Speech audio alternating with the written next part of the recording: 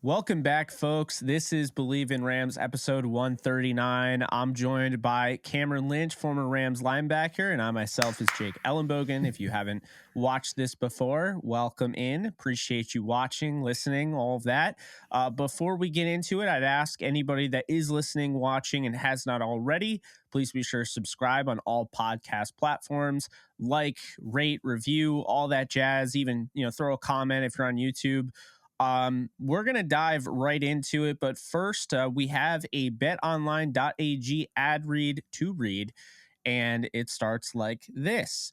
Basketball is back, and BetOnline remains your number one source for all sports betting needs this season. You always find the latest odds, team matchup info, player news, and game trends at BetOnline.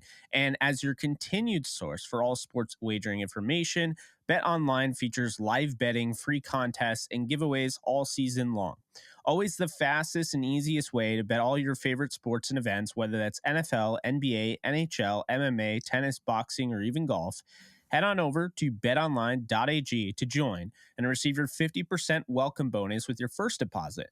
Make sure to use promo code Bleav, B-L-E-A-V, to receive your rewards. Bet online where the game starts. So Cam, always love doing these with you. I'm excited to get started. We're going to start with the only way we know how, really, with the burning question. And this is it's not as fiery as the last two, I think, but we had to calm down a little bit. I mean, that was pretty fiery, but this one, is it time to shut down all the starters and play your backups, draft picks, and depth pieces moving forward? I think building the bench is extremely important, right? We always talk about finishing strong. And what does finishing strong look like? I know Aaron Donald's banged up. Cooper Kupp is banged up. Like everybody at this point on the offensive line, offense, defense, around the league, they're banged up. And so building the bench is extremely important. And when we say finishing strong, allowing guys to show themselves on the field is going to be extremely important. Like I said, guys are playing for next year as well. Guys are looking, I've been talking about this in the past podcast. Guys are looking to land either on the Rams next year, right? Because they're going to be evaluating, hey, how did this guy play? How did this guy play? They want to look to land on the Rams again next year or another team. And so it's important to make sure that the bench is built up, and that's only going to make the coaches look better, right? The guys that bring off in free agency, the guys that they drafted, it's going to show, hey, scout, hey, coach, you did a great job of bringing this guy on the roster. So then now Kroenke be like, hey, thanks for bringing him on. He looks good. He might not be a starter, but the guy's crushing it here on teams, special teams, offense or defense. So I think that's extremely important. No, I absolutely agree with you. And I think there were certain guys that had to step up that did in this game that give you some hope moving forward. Not necessarily this podcast, because you and I have already really talked about, I think we're both in the same vein here when I say, we both like Tutu Atwell and we believe that he should get more playing time. But not even just him. Guys like Jacob Harris, if he doesn't catch that fake punt, this game is a blowout. This game would have been disastrous, and I'm so glad they went for it. I'm so glad your boy Riley Dixon, I tweeted at you immediately. Man, he threw a rocket. That was more velocity than I saw Perkins throw all game. So that thing was a missile. But Jacob Harris catches it. And keep in mind, this is the misconception when you have a play like that, is that, oh, well, the backups are in. No. Trent McDuffie was covering him, who started the game. So, Jacob Harris had to go up against one of their starting corners and get open, and he did. And so, I thought it was an excellent job by him. And I thought that was just a really big moment in the game where, you're playing in Arrowhead. You're well aware if you miss this, the game is probably done. But it just kind of goes to show you, like, hey, we're 3-7 ball club. This is our last chance at making the playoffs. I know, as weird as it sounds, their playoff odds went up after this game because of who lost. Not good, though, because 3% still isn't like you're in it. But I like that they played like they really had to win this game. There wasn't like any, okay, woe is me. This season's over, like whatever. Like they tried. And they tried with not Patrick Mahomes. They tried with their third string quarterback, Bryce Perkins. And I thought, obviously the passing stats aren't going to look that great. But I thought he played pretty well considering the fact the offensive line just was not very good, did not give him a lot of time to throw at all. And just going up against, the first team Kansas City defense is the first, you make your starting debut at Arrowhead Stadium in the cold. I don't know, man. I thought Perkins handled it pretty decently, despite the fact that it was just it was the perfect storm not to win that game. You know what I mean? Yeah, Bryce is running for his life the whole game, Jake. Like, let's be honest. Bryce is running for his life the whole game. I think there was one screenplay that he wanted to set up. And I mean, the guy fakes the run and turns around, and Chris Jones literally sets up a tent in the backfield. He's been doing that the whole game, pretty much the first half. But one thing I will say is the Rams offensive line, I think we mentioned it's been the 11th iteration, 12th iteration, whatever that is, of a new offensive line. But they stepped it up the second half. I mean, the second half, you saw Bryce kind of pounding his chest a little bit, telling Sean McVay, hey, Bleav in me. Like, I am that guy. And so, I think we talked about it before the podcast, but giving the game ball to someone, what does that look like? I know for the Rams fans, it's like, man, we're losing a lot of these games. But one thing, as a former player that we really appreciate is getting our gold star. Like, hey, we might not have won the game. It's a 22-person game, offense and defensive wise, but who showed out? Who showed out? And I feel like on the offensive side, Bryce Perkins, he showed that fight, man. I mean, you see Wolford come in the game, a couple years back and this year, ball out. But like Bryce Perkins, he brought some type of fire and some type of gumption to the game. And it's like, oh, wait a minute here. Like, we got a baller on our hands. And so to see him run the ball really well, even though the Chiefs defensive line would literally set up tents in the backfield, but just to see him run the ball, and then also to Sean McVay finding confidence in him, right? In the second half, you see Sean McVay opening up the playbook a little bit, getting him on some sprint outs and some rollouts. So to see Bryce Perkins excel a little bit in that game in the second half was really good to see. Yeah, and I want to kind of, I guess, not retract my statement in the offensive line.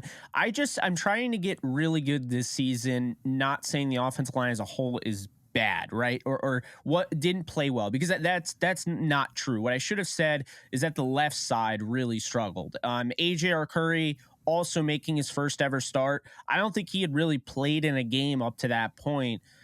He gave up like 5-6 pressures. I mean, he really struggled.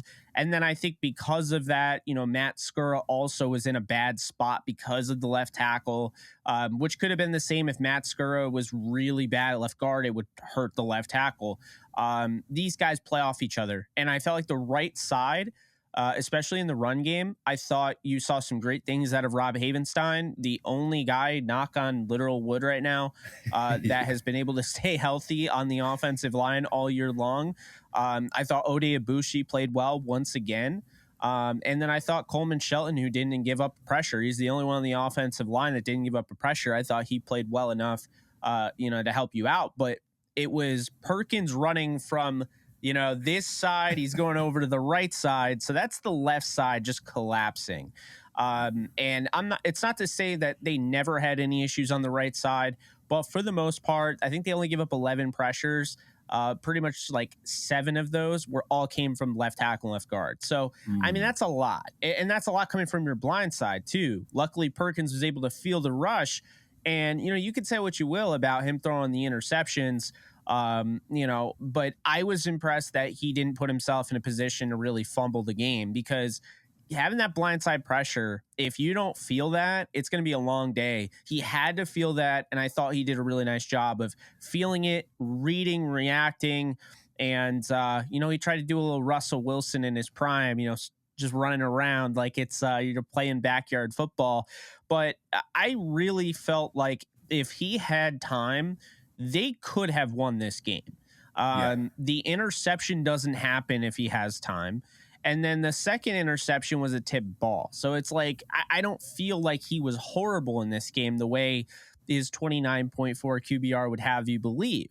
But and that was all in the fourth quarter. And that was all in the fourth quarter too, Jake, right? Exactly. Like the last 4 to 5 minutes, like, the Rams are down by 20-something points. Like, it happened in tough circumstances. And then, like you talked about earlier, him evading some of the pressure from the left side.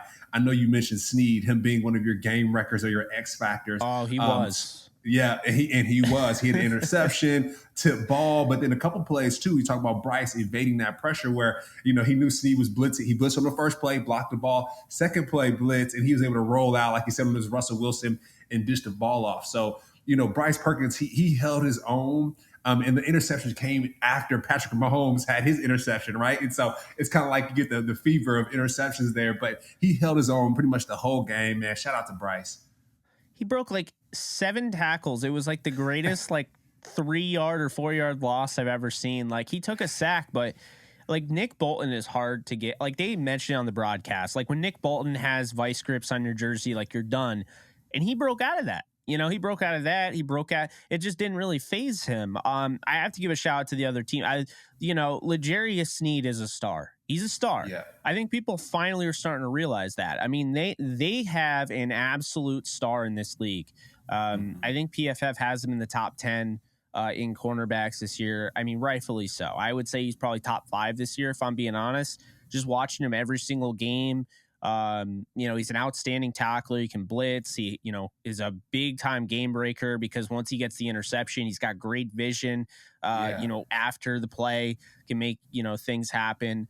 But then on the other side of things for, the Rams defense, and we'll go back to the offense a little bit, but I just wanted to point out that Leonard Floyd had 7 pressures and I thought he was outstanding in that regard. My only concern is that on those, Mahomes runs, Floyd gave up contain. So it's one of those things where you have to love the 7 pressures. That definitely helped. But he gave up contain with those inside moves. And this was not a game where you could do that because Mahomes isn't a guy that's going to run all the time. There will be games he doesn't run at all. But in a game like this where you're pressuring him, if you give him that lane, he's going to take it. And he doesn't have to be, Lamar Jackson either. He can still kill you with his 4.7 speed. I mean, he's still fast enough to run by most guys. And, I was very impressed the way Mahomes used his legs because I don't feel like he was that great in this game with his arm. And it kind of goes back to what we were saying, if they don't make their shots, right? If they struggle, if these throws aren't happening, then it's going to be a long day for the Chiefs and they're going to have to figure out a way to win. And the Rams are going to have to capitalize. I thought the Rams did their best to capitalize, but I thought Mahomes did a nice job of trying to keep the game alive, despite the fact I don't think, obviously the bend don't break, left guys open and he hit throws, but this wasn't Mahomes that we've seen all year that would lead you to Bleav he's probably the MVP if the season ends today. Because, you got Aaron Donald breathing down his back. Literally the first series, Aaron Donald had about 2 or 3 pressures back to back. And so, I think we talked about it last week, but just our game breakers, our X factor, Aaron Donald, he showed up. I know he has an ankle injury right now, but he showed up. And then also, too, you mentioned Leonard Floyd leaving up contained. That's not only Leonard Floyd, that's also just the defensive line of the Rams in general, right? There were probably like 10 to 15 times, I probably have to look it up, right, where Patrick Mahomes is breaking contain to his right side. It happened multiple times. I know Greg Gaines, there was an exit stunt where the end kind of crashes in first and then the tackle kind of comes inside. And so Greg Gaines lost contain. Patrick Mahomes was able to inch the ball up to like the 5 or 10 yard line. And so, when you go in when you watch film, the defensive line is supposed to say, hey, that's on us, y'all. Like we should have kept the best player in the world from running free. You know what I mean? And finding open receivers. And so, and a lot of times too, when Patrick Mahomes, I saw this in the Super Bowl, not last year, but the year before that with the Buccaneers versus the Chiefs. Patrick Mahomes would hit his receivers right in the hand. So there was a couple of drop footballs by the Chiefs offense. So, like you said, Patrick Mahomes didn't have his best game, but I feel like he had his kryptonite there in Aaron Donald causing that pressure. Yeah. And I thought the Rams did as good as you could stopping Isaiah Pacheco. Yes. What I like about what Kansas City did is they were like, yards per carry doesn't matter. We're just going to keep feeding him. And what that does for a defense is that you have to keep it honest. It doesn't matter if you keep stopping it. They're hoping to hit that 1 home run. And they only got 9 yards, the longest of the day for Pacheco, but he still was able to kind of ground and pound a little bit and kind of weaken the defense at times. He was able to get in the end zone. when they finally, the only touchdown they scored in the red zone. And then, I think when you look at his ability in the passing game, only allowing him one catch for 17 yards.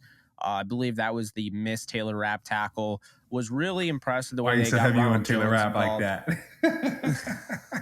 I really like the way they got Ronald Jones involved, though, because I don't know why they waited so long. You and I have both talked about him on this show and why he would have been a good fit for the Rams when he was tweeting out like, "Hey, can you release me?"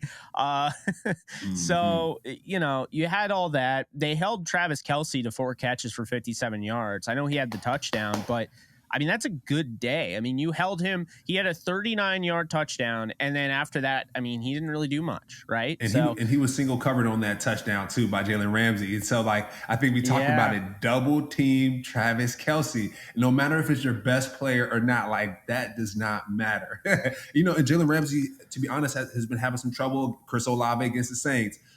Travis Kelce, and so it doesn't matter if the Superman is out there. Superman needs some support, and so.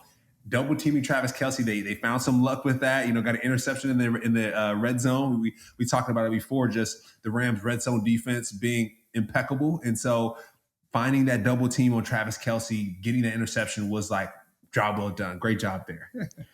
Yeah, no, it was huge. I mean, that's the thing that really sucked was because they get the interception, Nick Scott. And that was one of their big stops in the red zone. And then they threw an interception like the next play. And I feel like at that moment, it's 20-10. You're starting to feel good about yourself. Bryce makes a bad decision, but I also think it led because of the pressure. It was really unfortunate because Cam, this game made me realize something. Everyone wants to dog on this team and say how bad this team is. And I understand the 3-8, right? They're 1-4 on the road. That's not a Sean McVay team, not normally. But one thing that you can say, and this is why I push back on anybody who says they're the worst team in the league. Houston would not beat the Rams. The Rams are in every game. Every game. Whether it's the Bills, the Chiefs, the 49ers, they've been in almost every single game in the fourth quarter. So explain that to me, how they'd be worse than the Texans, who get eviscerated on the daily. I mean, I don't know how you can say this team is worse than the Texans. Now, do you have to win games? Of course. But they have literally tried to make this the most painful season for Rams fans because they're in every single game, Cam. This game they were in. I mean, did this feel like a 26-10, win? No, it felt like the Rams were a possession or two away, not 3 possessions or whatever. But, I give them a lot of credit. We can be all the picky we want. I mean, personally, I think David Long, they'll move on from. I think they'll move on from Taylor Rapp. I think the secondary needs an overhaul in the offseason. I do. I was annoyed that Russ East didn't get a chance to play, or Quentin Lake, guys like that. But when you look at the positives here, the linebackers are good. The defensive line, look, A'Shawn Robinson's injury, I never want to call an injury a blessing in disguise, but think about how much more affordable, unfortunately, he is now, suffering that torn meniscus. That's a guy I want back. He's 27 years old. He's one of the best run defenders at his position.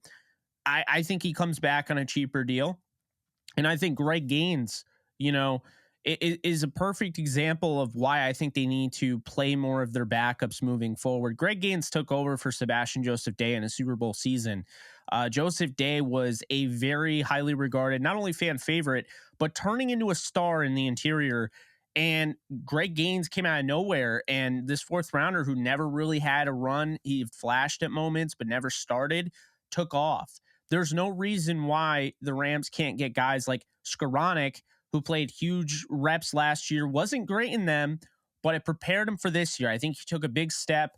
The stats don't indicate it because the season went awry, but I think he's taken a big step. I think Nick Scott, I'm not saying he's great, but Nick Scott was just a special teams ace, and now all of a sudden he's starting on your defense the next year. This he was is laying the wood sign. against the Chiefs. Yeah, and this is the sign, Cam, that this was during the Super Bowl year. They were not trying to do this. Now we can look at this like this. This may be the negative approach. I'm going to say this is the positive. You got 6 more games. This team has a 3% chance of making the playoffs. If they make it, great. I'm not going to sit here and say they should make it. I'm not going to sit here and say they should play Donald. Shut down Donald, okay? He has an ankle. Shut him down. Shut down the backup. Shut down the starters. Play the backups, because there's no reason why you can't create guys like a Skoranek, like a Gaines, like Scott for next campaign. And that's how I see it, is that these reps are invaluable. You got 6. Essentially, you're playing with 6 preseason games moving forward. That's how I would look at it. But they're preseason games that count.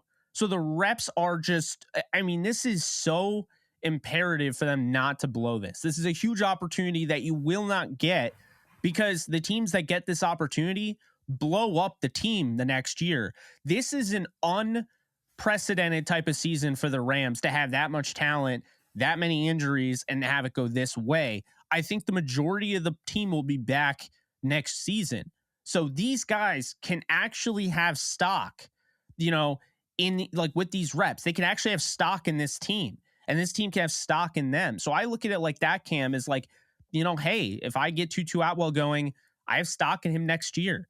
If I get, I was really impressed the way Michael Hoyt played the edge position. I have not seen him do that. Yeah. He had two pressures. If you can get him going more, you have stock in him next year. There's more guys at the table. So this is how I'm looking at it. I think you gotta create Greg Gaines. You gotta create Nick Scotts. You gotta create Ben Skoroneks, because next year you will have a very similar roster. There will be changes, but those guys will have a chance to be contributors next year. And I just think it makes your team better and fortifies the things that maybe you weren't able to fortify before because you were too good to do it. Yeah. And what I'll add too to that is taking risk, right? You have 6 games left. Sean McVay, let's take risks. You know what I mean? Like, go for those fake punts with Riley Dixon. That's gonna be my game ball to Riley Dixon. I played football with him at Syracuse.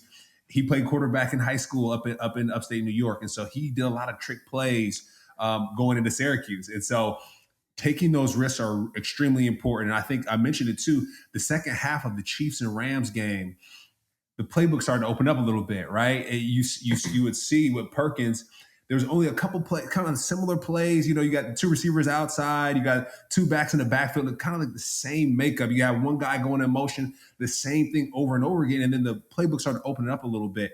And so taking risks this back end of the season will be extremely important. Figuring out who you are, right, for the Rams. Like I said before, it's easier to jump and shout whenever you're winning. Super Bowl champs, like, oh, this is great. But when you're down, like, figuring out who you are in the core. And so this second half of the season, Sean McVay opening up the playbook, maybe even passing the sticks, maybe having a young coordinator that's one of his coaches that are going to be a head coach somewhere someday, having them take over the sticks and also jump in and call some of those plays. Raheem Morris, right? I mean, he's probably up for a head coaching position as well. Having someone else jump in and take over for the defensive play calling as well. Maybe they don't run so much of a soft defense that bend no break. And Patrick, and I wanted to mention this too, Patrick Mahomes eating up that bend no break, that soft cover 2 coverage where the corner is sitting in the flat and there's that dead space in the corner. Patrick Mahomes was eating that up. And so I'm sure other teams are going to see, like, hey, whenever the Rams are lined up 5 yards outside the ball, you see Jalen Ramsey super far back, you see Troy Hill super far back, throw it in that dead spot right there because we know they're playing cover 2. And so having some of those fresh new coordinators that are going to be head coaches somewhere jump in and handle some of the play calling, I think is going to be extremely important. And take shots. No risk it, no biscuit. I mean, come on, man. You got 6 games left. You're building for next year. You're trying to find, like you said, that diamond in the rough. So let's find them. Let's see what that looks like. Yeah, I mean, absolutely. And, I think I was very happy to hear, not that he was hurt, but that Sean McVay kind of clarified why Terrell Lewis didn't play. He was dealing with a back. That's what I like to hear, because I was terrified in this game of all games. You just let Hollins go. Hollins, of course, has a sack.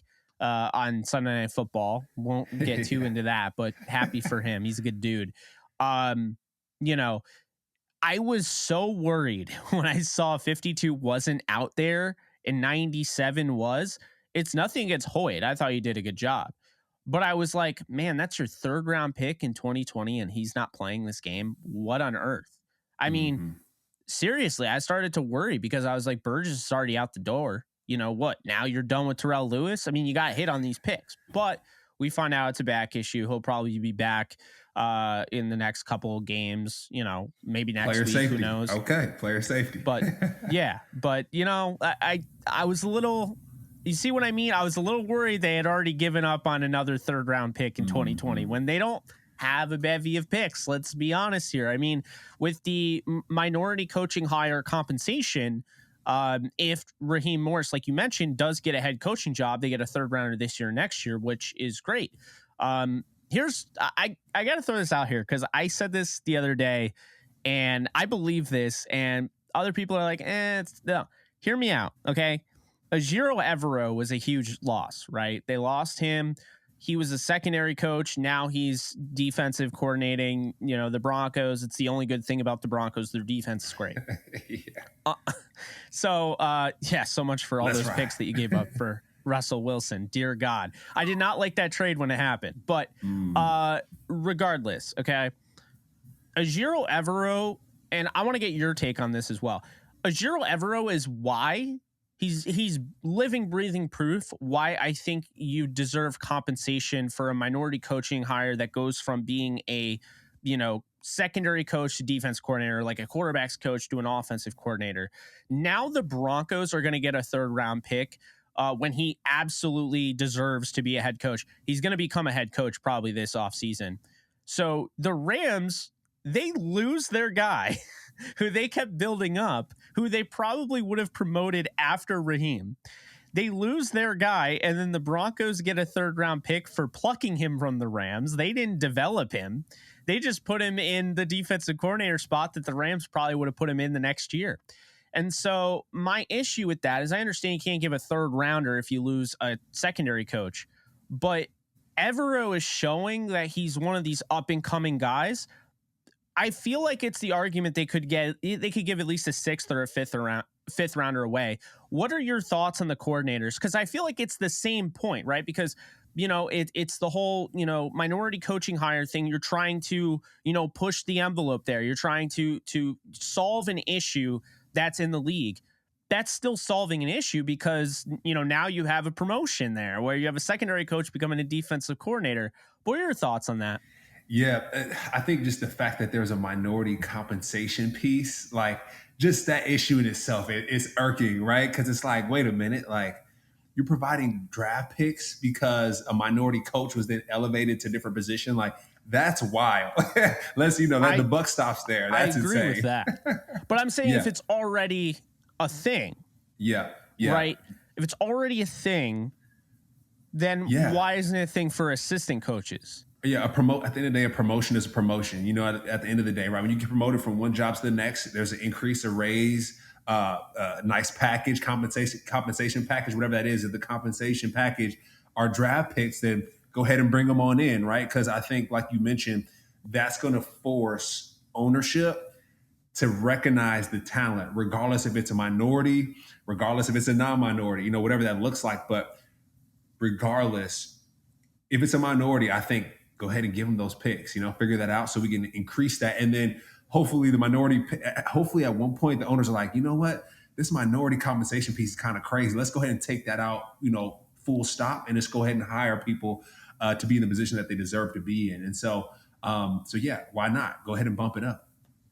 Yeah, I agree with you because, it's one of those things, it's one of those tight subjects that you kind of can't talk too much about because people take it really offensively. But I guess my perspective on it is that these guys do a damn good job, and to be just like, you only got the job so we could get draft picks, where I don't like that. I feel like that's kind of And I feel like that's what you're saying as well. I mean, you know, it's kind of disrespectful.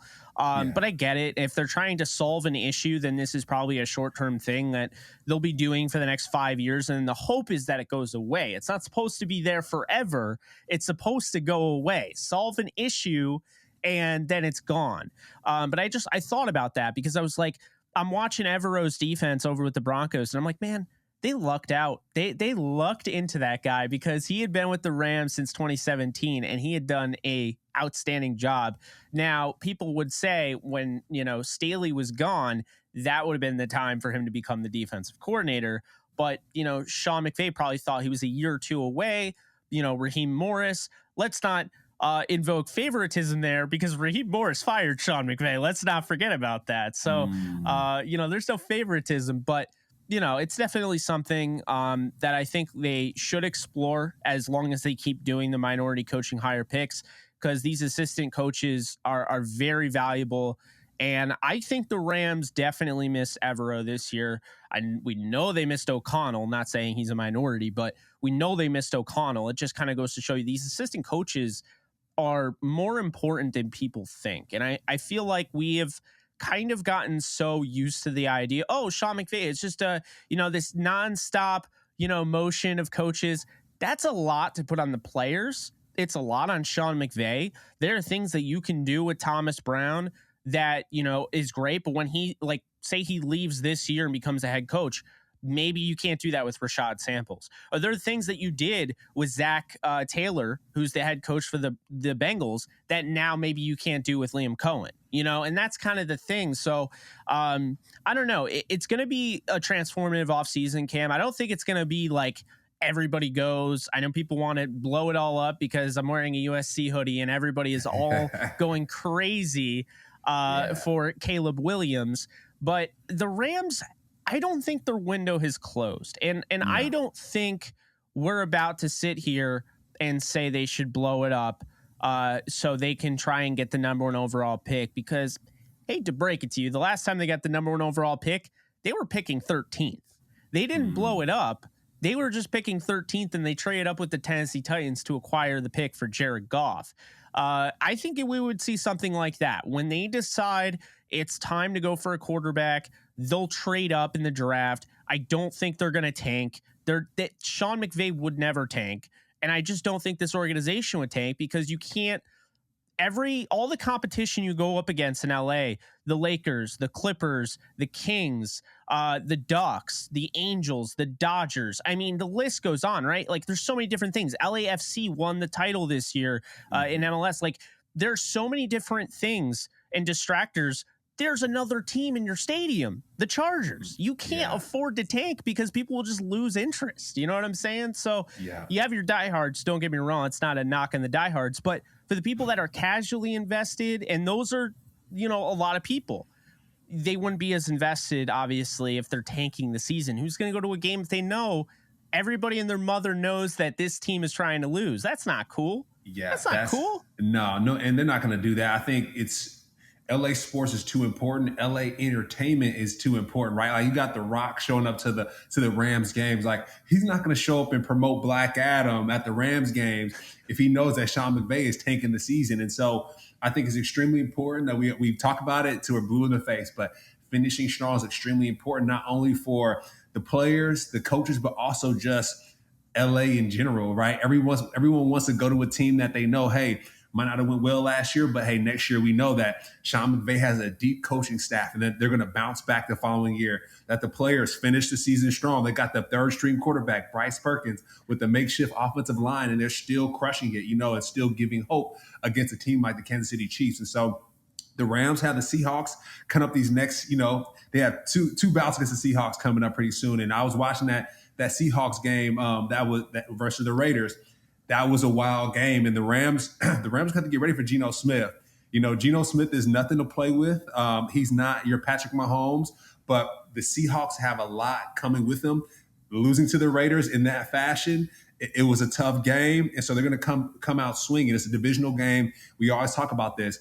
It counts as 2, and so beating the Seahawks is going to be extremely important. Hopefully it increased their percentage of going to the playoffs, maybe from 3 to 4, who knows? But I think it's going to be extremely important for the Rams to finish strong. And also, too, we talk about this coaching staff for the Rams. Coaches love to go to the Rams because they know that they can possibly catapult their careers to be a head coach or whatever that is. They don't want to go to a team that's tanking a season. That means that not only the head coach allowed that, but the assistant coaches sat back and allowed that. And I don't think that's the culture at the Rams. And so going back to your point, the Rams have a strong foundation in coaching and players, and I think they have to show that by finishing the season strong. I agree with that. I think this is the last year of Raheem Morris. I think he's going to become a head coach, and I think Sean McVay is going to be in a position where he's going to need to either promote a guy in house and risk losing him if he doesn't. It's kind of one of those situations where it's like, even if a guy isn't ready necessarily to become a head coach, it's like I'm all about promotion, but it's so scary because you lose an Eric Henderson or a Chris Shula when Raheem Morris, no doubt about it, probably wants to bring him on as a defensive coordinator, and you can't block it because it's not a lateral move. So that's always the thing there. But I think if Raheem does become a head coach, you look at Eric Henderson in house, you look at Chris Shula, who's worked with the linebackers. Now he's the Rams DB coach. I don't think that is a coincidence. I think Sean McVay is doing the same thing, grooming Thomas Brown, who was a running backs coach, then became an assistant head coach with the running backs, and now he's a tight ends coach, and he's had stock in the running backs this year, helping out Rashad Samples, who's one of the youngest coaches in football at 27 years old. And then you look at Jonathan Cooley, the DB's coach. He's another one. But then I want to name some names here. The Rams have a factory for coaches. It might as well sound coaches you. Yeah. Whatever that is. Exactly. But even still, since this is the Rams, and I think people, and this is the cool thing about this team, because I don't think people are sold on this team being bad. And in the free agency, in the draft, like UDFAs, free agency and coaching, I think competitive people that may think that they might be a little easier with this team, right, than going to a Houston Texans team. Because this team, if you can get on board, I don't think this team is that bad. I don't think the window is closed. And think about the headlines. We can go from last to first. We can run it back a year later, right? And so if I'm a coach, I want to come here because I know this team is not as bad as they look. They've been dealt a bad deck with the injuries. One has to hope that doesn't happen again. But this team has the talent. And so, when I hear the interim head coach for Wisconsin, Jim Leonhard, is not going to be back because they hired the guy from Cincinnati. Jim Leonhard, by the way, before Brandon Staley, was very much interested in that job at defensive coordinator. And Sean McVay was very interested in Jim Leonhard. Jim Leonhard would be a great hire if you're not going to go in-house. I would imagine at this point, Eric Henderson, Chris Shula are good enough, or at least understand what it would take enough to be that. But that would be Sean McVay being like, we just want Jim Leonhard. We wanted before, it didn't work out. Now we want him. This is our time. So very interesting stuff going on in Wisconsin now that he's the interim head coach, but they hired another guy. I don't think he's going to take a defense coordinator position there. I think he was there thinking that was his team. He would eventually become the head coach. And now, he's odd man out. So I think that's a guy to look out for. Brian Flores, Steelers linebacker coach. He'd be a great defensive coordinator. As a matter of fact, he's the defensive coordinator that destroyed the Rams in the Super Bowl. So, you got to give him props there. Gerard Mayo, the Patriots linebacker coach, another great one. And then I would also throw my name in the hat, or his name in the hat, for ex-Rams cornerback coach Aubrey Pleasant. Very much liked him. He went to the Lions with Glenn. I think, I know he was fired this year, but I think that he was definitely building something with the Rams, and it was probably not happy he wasn't promoted. And then, of course, Raheem came in and Brandon Staley came in. I think he'd be interesting. And then Cowboys defensive backs coach, I've been doing my homework if you can't tell. Cowboys defensive backs coach Joe Witt Jr. I mean, the Cowboys secondary is disgusting, right? I think he's done a great job. I think he's ready to become a defensive coordinator. He's under the Dan Quinn kind of, that umbrella. I think that would be exciting to get a new perspective in there. I think Sean McVay wants to keep it familiar, but if you want to get a new perspective, maybe bring in a new defensive philosophy, I think Joe Witt Jr. kind of gives you that, and brings over the Dan Quinn type of perspective that has taken the Cowboys from, let's be honest here, can't get over the 8-8 mark to now they might win the NFC if things work out for them. So, I mean, that's a big reason is because of that stout defense that Dan Quinn has created. Those are just some guys, but and I want to go back. I want to go to someone really quick though, Jake. Aubrey Pleasant. So I was with Aubrey Pleasant when I went to the Rams. The way he broke things down for the DBs, the way he made the game simple and not complicated for the Rams defense was out of this world. He was someone that stuck out to me, Aubrey Pleasant. And so then going also to your other point, your Brian Flores, right? He didn't have a fair shake at the Miami Dolphins. Let's just keep it playing. He didn't have a fair shake there. So now he's at the Steelers. And so this could be the Rams could be a great place for him to revive whatever he had going on. But going back to Aubrey Pleasant again, he's one of my favorites. I mean, just he's very personable, right? Very pleasant, right? If you want to use it that way. But that guy there being the defensive coordinator, I think he would make the game simpler for the defensive backs. And then also too, we talk about that bend don't break, and finding that in that cover 2 defense with those hole shots. I'm sure he's at home right now watching the Rams defense like, man, Rams players, like, why don't you all do this or do that? So I can just hear him, saying those things out loud. But it would be cool to see that. And I think just to the point of next year, these coaches are going to be licking their chops to get to the Rams at the end of the day, right? They know what's going on. They're licking their chops to either get back in the organization or get into the organization, be in Los Angeles, coach there. I think, the Rams, like I'm going to say it one more time, the Rams have to finish strong. To get these guys that are watching them, they have to finish strong to get the best talent to run it back next year if they can.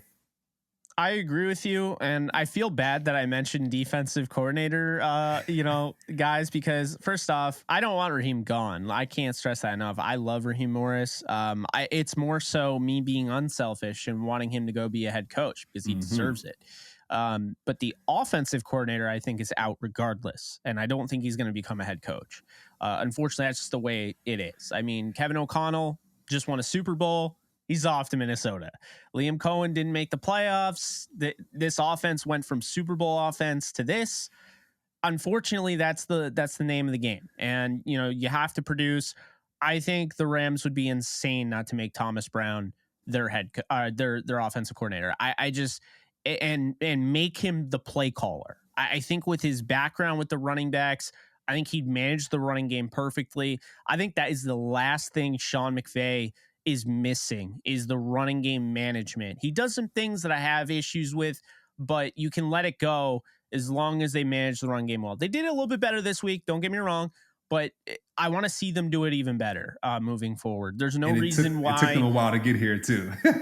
Exactly. It took you until week 12 to figure that out and to only get 19 carries out of your running backs. That's not even like a ton. Pacheco had 22 his own. So, I would say Thomas Brown has to be the guy that they go with. Some other guys I'd mentioned in-house, Zach Robinson, the passing game coordinator, quarterback coach. He went from PFF. He went from Oklahoma State quarterback, played a little bit in the NFL to now, he's right there. So, I mean, if Thomas Brown ends up going to be a head coach, that could be another thing. If some team wants him as a head coach, then hate to break it to you, but he's not going to be your OC. Then you have Jay Gruden. Very interesting there. Sean McVay worked underneath him. Gruden's an offensive consultant this year.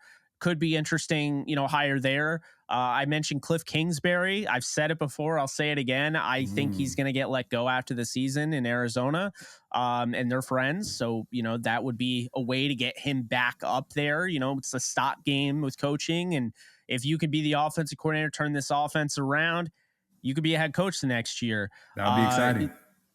And then I would mention some other guys. Hank Fraley, the Lions offensive line coach, that unfortunately would step on the toes probably of Kevin Carberry, but you bring him in as the OC. I mean, the offensive line for the Lions has been unbelievable. Then you look over at the quarterback coach and what the Falcons are doing over there in Atlanta. Charles London has gotten Marcus Mariota absolutely prepared for this season. Eagles quarterback coach Brian Johnson, guy that's on my list here. Chargers quarterback coach Shane Day. Bills quarterback coach Joe Brady. But Broncos wide receiver coach Zach Azani. I think he's done a great job of developing some of those receivers. Mainly a guy that I kind of gave up on in KJ Hamler. I think he's kind of had a breath of fresh air into his career. I think he kind of figured it out this year, despite the season going awry. And then the Browns running back coach Stump Mitchell. That would mean probably that Thomas Brown left, and now you're going to take a new course of action with the running back room. But I mean, what can you say about the Browns running backs? It doesn't matter if it's Nick Chubb, Kareem Hunt, Dearness Johnson, Jerome Ford, whoever is running the ball for them has had success. And I think Stump Mitchell's done a nice job there. So those are some guys to keep in mind. There's probably some other college guys I didn't mention. No, Lincoln Riley is not coming to the Rams. He's probably going to win a national title this year if they make the college football playoff. So I'm not going to put him in there, but I have one more, Jake. And so you talk about some of the Broncos, right? Nathaniel Hackett. I know he's the head coach there now. He was the OC at the Green Bay Packers before. Like Cliff Kingsbury, who knows if he's going to be there as the head coach next year? And so Nathaniel Hackett, he was my OC at the when I was at Syracuse as well. And so he does a great. Some coordinators are great at coordinating, right? Not all the time at being the head coach. And so Nathaniel Hackett, I think keeping an eye on him as well, if he's still at the Broncos or not, he could be a great addition. But to your point, coaches should be licking their chops to get to the Rams. I feel like the Rams are almost like Alabama, where if you're not a head coach in the NFL or coach in the NFL, you go to Alabama, you coach people up, and then you go catapult off and go somewhere else. We've seen it. Yeah, everyone. Exactly. And so one of my coaches from Syracuse, he went to become the head coach of the Bills, Doug Marrone, and then ended up back at Alabama. He's the O-line coach at Alabama, and they're looking stout, by the way. Alabama's offensive line, the way they held up Auburn this past week. But going to a place to regroup, you know what I mean? Whether it be Aubrey Pleasant coming over to the Rams again, whether it be some of these other coaches, Nathaniel Hackett coming to regroup, and then after they're finished, go ahead and catapult off to be a head coach somewhere. So we'll see. But at the end of the day, the Rams got to finish. They got to finish for it to be a desirable place. Yeah, I absolutely agree. I think we're absolutely on the same page there. They finished strong enough where they don't have to win another game. But if they're competitive in every game, like you said, there are going to be coaches licking their chops. I mean, like, what could this team be with a healthy Cooper Kupp? Stafford comes back. The offensive line doesn't have 14, 15 guys starting for them all year. I mean, come on, that's ridiculous. When people say they need to just draft offensive linemen, no, they need to just keep the offensive linemen healthy, because I don't think they're that bad. And another thing I'll say is they drafted a guy in the third round in Logan Bruss, who I'm excited about. I mean, he tore his ACL and we all forget about him because of it, but I have not. And that's somebody that I cannot wait for them to get, under the hood, be able to kind of, work out the kinks in his game and build him up. It might take a year or two. He might not be able to start this year because of the ACL tear. It didn't allow him to really be around all the guys and really get coached up. But make no mistake about it, that guy in 2 to 3 years could end up being really good. Could be, your replacement for Austin Corbett, who is killing it over in Carolina, to the shock of nobody. That's one of the guys I wanted back. But hey, they spent over $100 million on the offensive line. You can't fix it all in 1 year. I think the injuries were brutal this year. And I think, like you and I are saying, I think coaches, and I think especially UDFAs, watch undrafted rookie free agency. There's going to be a lot of guys that want to go to the Rams. First off, they've given UDFAs a shot in the past. I don't have to tell you that. Yeah. But secondly, this team, it's just regardless if you're a competitive dude or not, this team is the perfect fit if you're looking to go to a place and be somebody that turns it around. Whether you even believe that anything really needs to be that turned around or not, if they don't win another game, they're 3-14 this year or whatever, right? I think they'll win probably another game or two at least. I mean, I can't see them going 3-14, but stranger things have happened. If you come to this team with 3-14 last year, coming off a Super Bowl win, you have to imagine if this team somewhat sticks together, they add a couple pieces. Like, again, you're sitting on a gold mine here. I mean, you turn this thing around and, people are going to overrate it a little bit even. Like, if you're the OC and all of a sudden this offense is not even as good as the Super Bowl offense, but you're winning, games and stuff, and say you win another Super Bowl, you're sitting on a gold mine. People are going to overrate you. They're going to watch you. And all of a sudden, it doesn't matter if you're Cliff Kingsbury or Nathaniel Hackett, all is forgotten in the past. If you come here and you win and you turn this team around, does not matter if, this was a team that was built, does not matter. Results matter. Yeah. So I'm excited. Like we've been saying.